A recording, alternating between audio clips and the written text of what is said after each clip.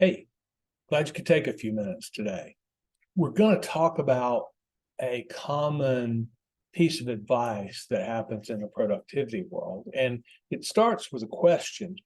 People will say, "Hey, I don't feel productive today. I don't feel like I've accomplished anything." And this goes on for several days in a row. And people are worried that they're just wasting their time and not feeling like they moved the needle, so to speak. And the most common responses that I hear is that people say, "Hey, you worked on tasks that weren't priorities for you, and thus you don't feel like you've made any progress towards your goals." That's one cause of this feeling unproductive. Other people also talk about, if you spend a whole day dealing with other people's priorities, and usually email factors into this conversation, then it's hard to feel productive. And those are really two sides of the same coin, right? They say, well, you don't feel productive because you worked on trivia all day. And so I agree with that. I agree that a whole day of email and responding to other people's priorities is not a great way to be or to feel productive. But I think I'll add a little bit of a different spin onto this. And I'll propose that perhaps one of the reasons that we don't feel productive is because we haven't actually completed anything. And if we stop just making progress on things, and move into completing things and delivering them and getting them off our plate, then we'll begin to feel like we're making better progress and we'll feel more productive. And so in order to kind of illustrate this, let's take a look at the email task itself. Because yes, email is about other people's priorities normally. And people put emails in your inbox so that they can stop worrying about something that is in their inbox, right? So they can move it along. But if we look at the email task from a task perspective, we certainly see that email will never be finished. You can finish an email and you can deliver it, and that's great. But email is not something that's ever going to be done in the sense that a project is done, right? You get it done, you quit worrying about it. Email will never be really that way. And so the point there is that we're always sort of moving email along, right? And that's really what I'm trying to address here, is this whole notion of well, I'm made some progress. So if we take this thinking and we move it in the direction of higher priority tasks, right? So I made progress, right? I wrote some words about the marketing plan or whatever, is not really a result, right? You have to set yourself up very carefully. So as an example, authors will set themselves a task for writing, 500 words today. And they've trained themselves to understand that, 500 words is one hundredth of what they need to write if they're writing 50,000 words. And they'll understand those steps the same way a marathoner understands that each step covers some portion of the 23 and some change miles that they have to do. But that's a very particular mindset to set up about a specific goal. So typically, as we're looking at our tasks, it's hard to make progress that way because we don't really know what the end state is.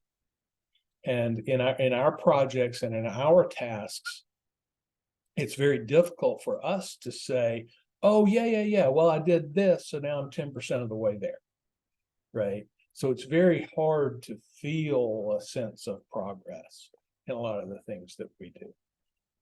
So I think mentally speaking, our brains don't recognize that style of work as making progress. Okay, so that's the first thing. The second thing is, psychology tells us that incomplete tasks stay on our minds. When we complete a task, it's great, we completed it, and it goes away because there's nothing else we can do about it. But the fact that a task is open-ended, the fact that we have these open loops in our lives, to use David Allen's terminology, makes it weigh heavily on our mind. And thus, this feeling of I didn't accomplish anything might be your brain reviewing all the open loops that are so much present in the awareness there, that all you can see is the incomplete stuff, and it's hard to see the completed stuff. A third thing is, if you're talking about the complexity of a task, the mental complexity of a task is the most mentally complex when it's in progress. Okay, and I think I've alluded to this somewhere else, but I'll repeat it here just for clarity. It's pretty easy to think about a task that hasn't started, right? To get that task in your skull. Okay, I have not cut the grass, right? I haven't started, it's okay. Need to cut the grass, everything's fine. That's a very simple state. And at the other extreme, a completed task is a very simple state, right? Oh, I cut the grass, all the grass is now short, yeah, okay. Now, in between those two states, the task has more complexity, okay? There's more to keep track of. So in the middle of the task, it's, okay, where did I leave the lawnmower? How much of the grass have I done? How long might it take me to finish it? How am I going to know where I left off? All of these thoughts, right? Now, cutting the grass is a mentally simple task overall, right? But just to illustrate, right? So you've got the grass is, I haven't started cutting the grass. The task is not started. And then in the middle, you've got the lawnmower's here. I still need to do that. It's going to take me X amount of minutes, blah, blah, blah. And oh, by the way, how do I restart the mower and all this sort of thing? And then when the task is done, it's, oh, the grass is cut. Okay. So incomplete is the most complex state for a task. And this may be related to point 2, which is it stays on our minds. Right? So that complexity may very well be what keeps it on our minds. But regardless, that complexity is somewhat inefficient. So if you think of a more abstract task, like you're writing a chapter for a book and you get interrupted in the middle of a paragraph, right?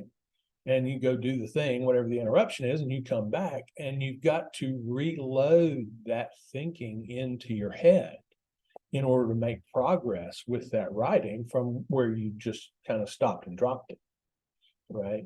And so that's another kind of example of this complexity of started but incomplete tasks, right? So when we're thinking about our tasks with this accomplishment mindset, we now, at least there's evidence that making progress is not a recognized result in our brains. Incomplete tasks stay on our minds for some reason or reasons. So they're the ones that are reminding us of themselves. And then the complexity of that task also will make them, or the complexity of the incompleteness of the task will also make them stick in our heads. So we finish our work day and we look back on our day, and what our brain is presenting us with is a whole bunch of incomplete tasks.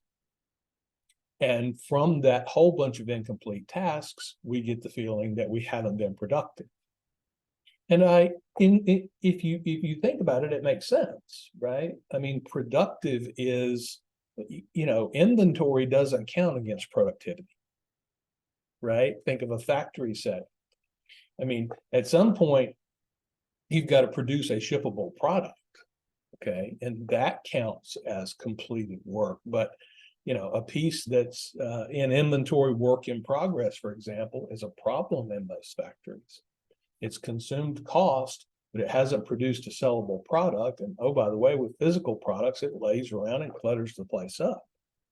And so if you can get there, an inventory perspective with our knowledge work probably has some of those same properties. It's not good to carry inventory. And these three reasons sort of highlight why that might be. Okay, so I hope I've convinced you that completing is better than making progress. And we all, I think, know through legend and lore that we would say that it's better to complete one thing than make progress on 5, right? And we get the image of this plate spinning that we're commonly caught up in, right? To touch it and make progress on it so that we can say something positive to our boss, right? So now let's think about what is involved in a completion mindset. Okay, so if you start thinking in terms of completion, well, I suggest the first thing you're going to have to do is you're going to have to deal with perfectionism. Okay, I think this is a big enemy of completing. I think perfectionism is often based in insecurity. And, we'll go put an hour against a document that we have to write, and we'll go, I'm feeling good about this document, and we go to attach it to an email and hit send, and it's like, well, the deadline's not till tomorrow. It wouldn't hurt if I took one more look at this. So I'll put it back in the stack, and then sometime later, I'll have another look at it, then I'll send it, right? And that's this fear-based perfectionism. We fear that it's not good enough, and we hope, we guess, we imagine that if we put a little more time against it, that it'll get a little bit better. Well, I'm certain I've talked about this elsewhere. There's diminishing returns, right? And when I was editing and writing for my dissertation, I'd get to these places where yesterday I had swapped sections A and B, and then today I look at it and it's like, oh no, I got to swap them back. It's like, at some point you just got to draw a line in the sand and say, nope, this is what I'm going with. It'll be good enough. And if people don't like it, they can tell me, and then I'll have something tangible to work on. So dealing with that perfectionism and recognizing that perfect is unattainable. If it was, your customers couldn't afford it. And oh, by the way, you don't have time to do it. And getting to a point where you're comfortable that your work is competent work, and for that to be the goal rather than perfect work. So deal with perfectionism. The second thing you'll want to consider is time boxing. And again, this is a common subject for us. So time boxing is, I've only got 45 minutes to get this done. And to stick to that 45 minutes, right? And there's a couple of different mindsets here. So one is, if you've only got 45 minutes to get something done, then you'll start reviewing it after about 35 minutes, right? You'll get it out of your head, and these, deadlines, right, even though they're artificial, do prompt us to get our work done, right? And so that's one of the key things about time boxing. The second about time boxing is you really can challenge yourself to beat the clock.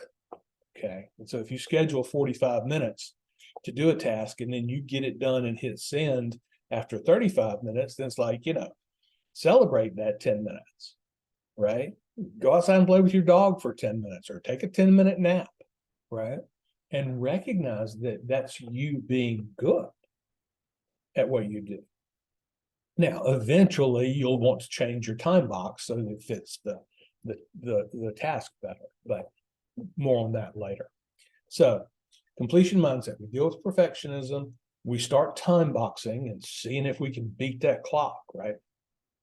And then we add time blocks into our schedule so that we reserve time to get things to complete. Okay, so we've got a time box, we've got time scheduled on our calendar. When that calendar meeting is the next thing for you to do, bingo, you're in a time box, get it done. Okay, now don't panic, but focus and get it done. Completion mindset number 4 is actually deliver it. Okay, actually don't leave it on your desk in some completed state, but take the additional 30 seconds to attach it to an email and ship it on down the line, right? And this will help you avoid the temptation to, well, I'll just spend another 20 minutes tuning it up, right? So, actually get it done, actually deliver it, and then move on. Okay, if it's not good enough, they'll tell you, and don't fear that overly. Don't be too afraid of that, right? It happens, and then you can fix it. Actually, and this is kind of 4.5. In the attention compass space, I actually have clients who have a file for done stuff, right? And their motivation is that they look at that done file at the end of the day and they go, oh no, right? Yeah, I did do some things today. And that this can also help them feel productive. That's 4.5 because a lot of because you may not have implemented attention compass, so you don't have a way to keep track of this thing, but also because there's a little overhead in doing that, and I've never found a done file to be particularly useful. Maybe part of a test is to scratch down on a piece of paper all the tasks as you get them done, and then at the end of the day, you have a piece of paper that says, I did, right? Blah, blah, blah, blah, and blah. And then review that, and that'll make you feel much better about your own productivity and the progress you're making. So 5 things about the completion mindset. Well, 4.5 about the completion mindset. 1 is deal with your perfectionist tendencies. Okay, you can't be perfect. 2 is utilize time boxes. Okay, set up some time and try to beat the clock. Okay, actually improve your delivery time. Time blocks are calendar spaces that we reserve for ourselves that trigger us to do the work that is time boxed. 4 is actually deliver it. Okay, don't keep it in some done state, but not attached to an email and shipped off, or however you deliver what it is you do. So make sure you're delivering. And we talked about that. And then finally, you may want to think through this done list. And when you get something done, because we all love checking the box. Every human loves putting a check in the box. And so indulge yourself a little bit there. And then at the end of the day, look at that and go, yeah, I actually did some stuff today. I think that'll be helpful. So my call to action for you today is take a week and experiment with these 4 or 5 steps. Just try it, okay? Dealing with our perfectionism is scary, and time boxing, therefore, is scary. But be confident, right? Experiment with something that's maybe a little lower risk, right? With time boxing, okay? And, convince yourself over time. We've got to convince our brains that things are okay, right? And so experiment with all this and then see how you feel at the end of the day or the week. See if you feel more productive and more encouraged about what you're doing, right? Unending tasks are just drudgery. And that's somehow the way our humanity has been shaped, right? So experiment with the mindset, measure, see if you feel more productive after having done it for a week. But I will caution, so I want you to be real careful, because completing things is actually addictive. You will so much enjoy the feeling of having shipped it and it's no longer on your plate, that you'll get used to it. And then you'll begin to feel bad if you fall back into old habits. So I'm glad you could join me today. I appreciate the time. I know that you could have been doing a lot of other things during this time, and I hope I've delivered value to you for that. If you've got thoughts, share them in the comments or hit me up on LinkedIn or whatever you want to do to reach out. I'd be happy to hear that. In the meantime, I hope you're having a good week.